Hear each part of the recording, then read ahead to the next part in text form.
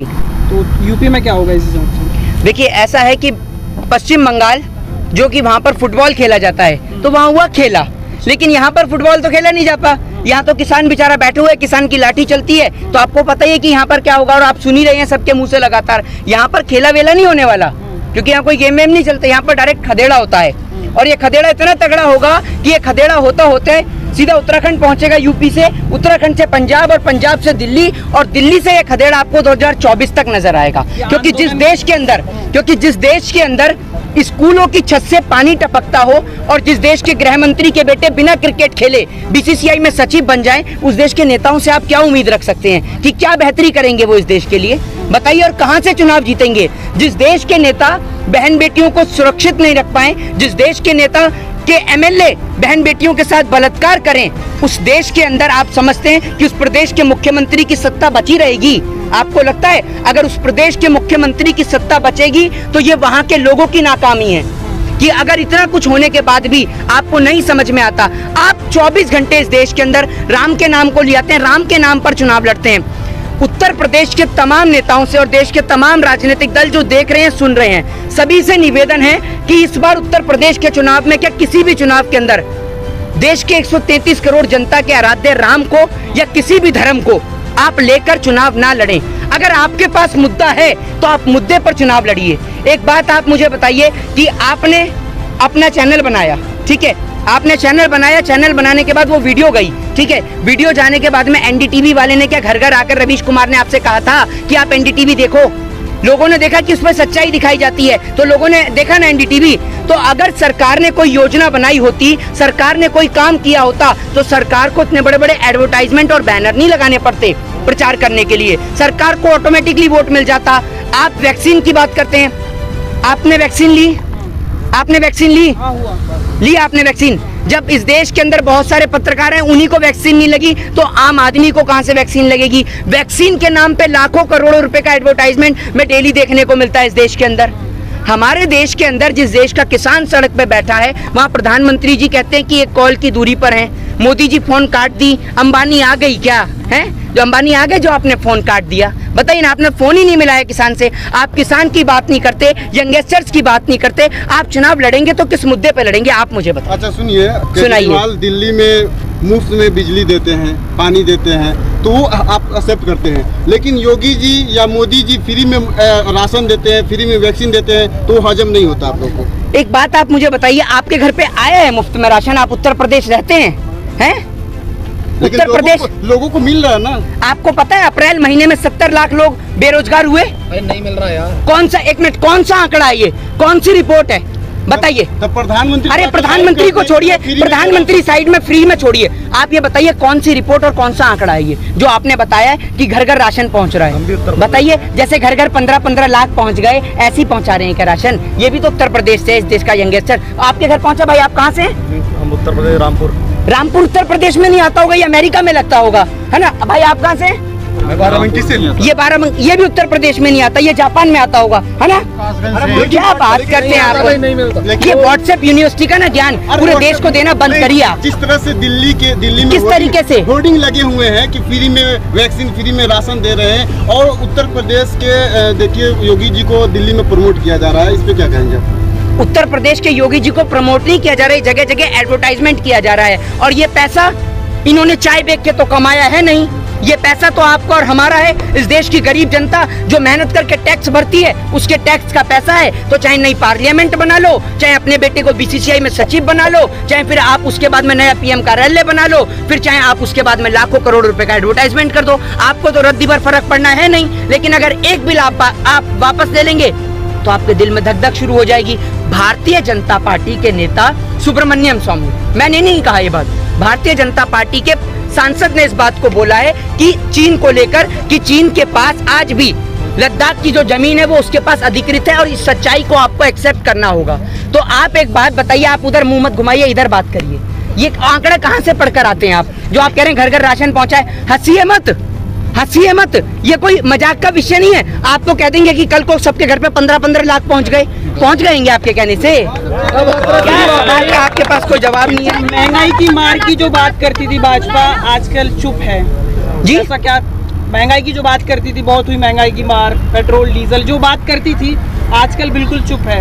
देखिए महंगाई की बात, देखिए महंगाई और पेट्रोल की बात और बात रही डीजल की, और महंगाई की बात कहां से करेगी भारतीय जनता पार्टी? भैया भारतीय जनता पार्टी के राज में थोक महंगाई दर 12.94% वृद्धि हुई है, रिटेल महंगाई दर में 63%, और इस देश के अंदर बेरोजगारी दर 11.9% बढ़ी है। ये भारतीय जनता पार्टी का आंकड़ा है। भैया अगर बेरोजगारी के नाम पर वोट मांगेंगे, शिक्षा के नाम पे मांगेंगे, तो पब्लिक मेरे ख्याल से यूपी में पीछे घूम रही है, जूता ऐसे रखकर, कहीं निकाल दिया, गलती से लगा दिया तो भैया इन पे छाप भी नहीं जाने वाली। तो इसलिए शिक्षा स्वास्थ्य के नाम पर ये वोट मांगेंगे, ये वोट मांग, हाँ आइए आप ही की दे रही थी। हाँ क्या बताइए, आंकड़ा लेके घूम रहा है कौन? मैं व्हाट्सएप का आंकड़ा नहीं लेके घूमता, ये मैं आपको बता रहा हूँ, ये सीसी, अरे भाई मोबाइल में देख के बता रहा हूँ। आपके पास तो आप बिना मोबाइल के भी नहीं बताएंगे, आप तो मोबाइल देख के भी नहीं पता पाएंगे। आपको सर्च करना आता है, सर्च करना आता है आपको? आप 24 घंटे, एक मिनट करने आएगा तो आपको सर्च करने आएगा। किसको? मतलब आप पत्रकार को बोल रहे हैं कि आपको सर्च करने आता है, तो पत्रकार नहीं सर्च करेगा तो मोहित शर्मा सर्च एक मिनट, सभी लोग इन्हें दिखाइए, आप ये सभी दिखाइए, क्या आप अपने जवाब दीजिए ना। मैं जवाब आप दीजिए ना। अरे अभी जवाब मैं नहीं दूंगा, आप दे देंगे, मतलब उल्टा पत्रकार के ऊपर सवाल ठोक देंगे आप। अरे भैया जवाब तो आप पत्रकार के ऊपर, तो आप ये बताइए, अगर आपको सर्च, हाँ जवाब ही तो सुनेंगे, सुनेंगे। हाँ तो सुनेंगे। क्या संबित पात्रा की, एक मिनट, संबित पात्रा की डिबेट देख के आते हैं, 24 घंटे घिर घिर करते रहेंगे। ठीक है सर, मैं गलत हूँ, मैं गलत हूँ, सुनेंगे अब, सुनेंगे। आप ये बताइए, आपने बोला व्हाट्सएप यूनिवर्सिटी का गया, आप ये बताइए कि वो जो आप कह रहे थे घर घर राशन पहुँच रहा है, वो कहाँ का आंकड़ा है?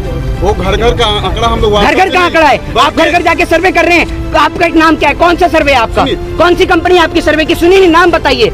जैसे रिपोर्ट्स होती हैं, कौन सी रिपोर्ट्स? आपकी रिपोर्ट का कोई नाम तो होगा।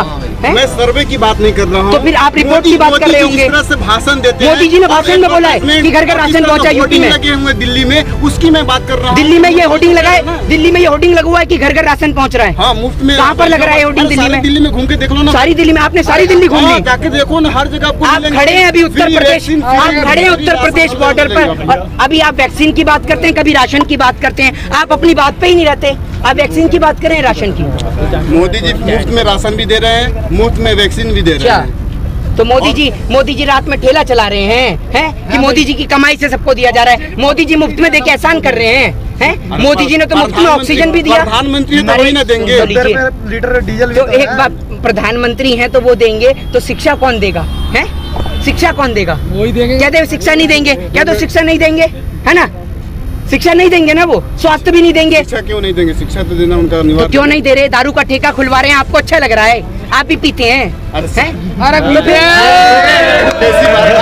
लॉकडाउन लगा हुआ, सब दारू का ठेका खुला हुआ। इस देश के अंदर, एक मिनट सुनिए, इस देश के अंदर भारतीय जनता पार्टी के नेता पूरे देश की जनता को हिंदू मुस्लिम सिख, लेकिन कोई दूसरा कर दे तो बवाल खड़ा कर देते हैं। आप पूरे देश में हिंदू मुस्लिम सिख ईसाई की बात करते हैं। आप ये बताइए, आपसे सर्टिफिकेट लेना पड़ेगा, आप सर्टिफिकेट दे रहे हैं कि कौन जनेऊधारी ब्राह्मण है और कौन नहीं है?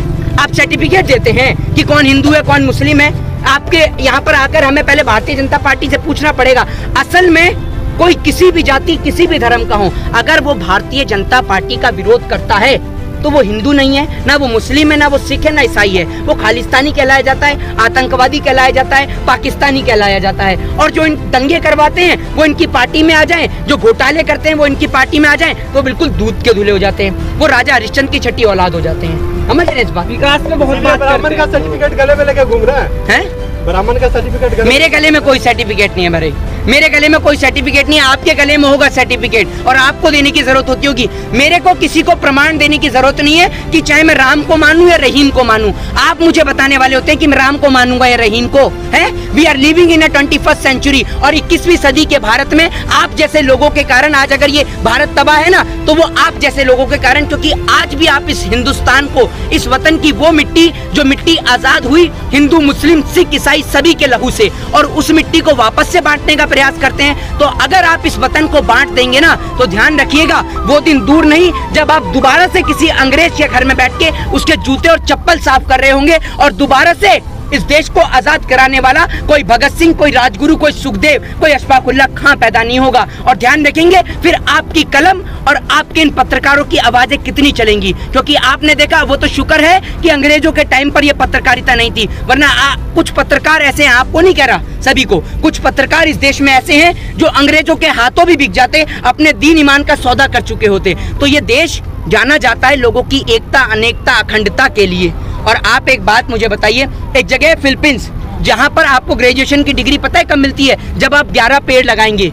और एक है हिंदुस्तान जहां पर आप पेड़ को काट रहे हैं, किसके लिए? हीरो की खुदाई के लिए, समझ रहे हैं, बक्सवा जंगल को जो काटा जा रहा है। तो भैया आप एक बात बताइए, यही है मोदी जी का डिजिटल इंडिया, जहां पर आए दिन आप देखते हैं नेट सेवा बेहाल कर दी जाती है। यही है मोदी जी का new India concept, new Bharat, जिसके अंदर बहन बेटी महिलाएं रात को सड़क पे नहीं निकल सकती। तो अगर ये न्यू इंडिया है और ये डिजिटल इंडिया है तो भैया हाथ जुड़वाए मोदी जी के डिजिटल। गाजियाबाद में खड़े हैं और कपिल मिश्रा का कहना नाम बदल देना चाहिए, गाजी नाम एक कम्युनिटी को डिसाइड करता है। नाम से क्या होता भैया? भैया एक बात बताइए, नाम अगर बदलना है तो जाके उस कपिल मिश्रा से पूछिए। मुगल गार्डन जहाँ राष्ट्रपति रहते हैं, प्रधानमंत्री तो रोज वहाँ पर आते जाते हैं, मुगल गार्डन का काहे नाम नहीं बदल देते आप?